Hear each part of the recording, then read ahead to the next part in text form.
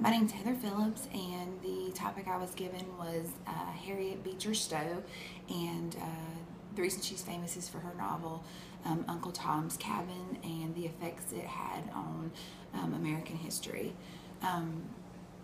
First, I'm going to talk about Harriet Beecher Stowe. She was known as the lady Abraham Lincoln addressed her and said that she was a little lady that was known for starting the Civil War. Harriet was a lady that was born into a family that was known for the abolitionists that were in their family, which were the people who were against slavery, and also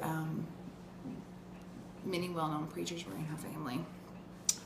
She was very familiar with slaves growing up. She was very familiar with their tales. She knew a lot of the horror stories that the slaves had to go through, and so she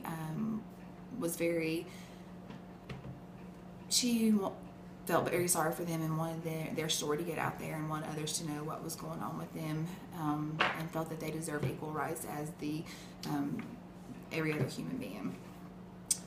So she had several tales that she had encountered over her years about slavery and what these people had gone through.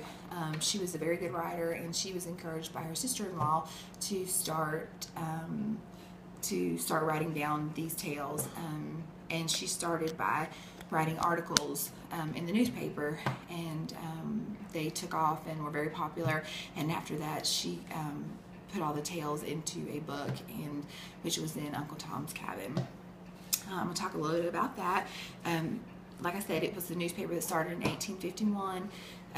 She would just publish several stories and articles in the newspaper, and then eventually in 1852, Uncle Tom's Cabin was published. The plotline of Uncle Tom's Cabin is basically about two slaves who were trying to escape slavery. They were separated from their family, and ultimately their goal was to try to head north to Canada, where they could live the free life.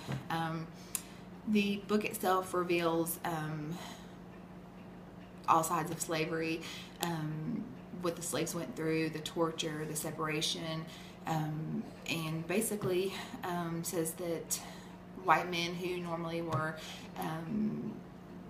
had morals and were good men all around, slavery brought out a bad side to the white males. The book exploded, and there were about 300,000 copies sold in America, and then it went even more popular in Great Britain. The book went around the world. It was written in 60 different languages. It was it was the second bestseller in the 18th century, and just falling behind the Bible.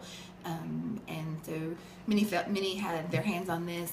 The South felt like it was felt that the book itself was over exaggerated, that it distorted the truth, and many people in the South were very angry over the book and what it made them look like as to how they were treating the slaves, and about how it portrayed the type of people that they were. And the people from the North felt that it revealed the truth, and that it was even more reason that these people needed to be freed, and that they deserved equal rights as the white people in America.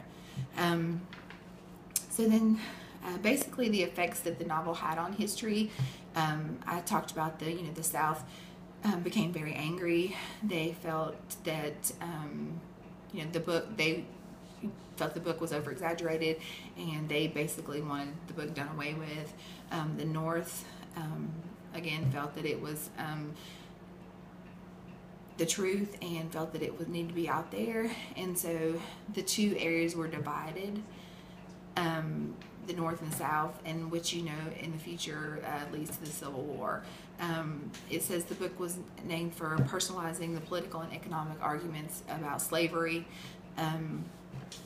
The The Civil War began in 1861 after Abraham Lincoln was voted into presidency, because they basically, the South knew the views that Abraham Lincoln had on slavery and felt that it was the reason that once he was voted into presidency, that slavery would be done away with, which caused a civil war to break out. Which, in conclusion, going back to the beginning, basically, when I said that Abraham Lincoln felt that she was the little lady that caused the war, as he was quoted saying, but she didn't actually cause the war, but she caused the feelings between the North and the South, is what they felt. So in conclusion, many today still think that Stowe's words and novel changed history and the views of the world on the topic of slavery. So that's it for my intro and for my topic.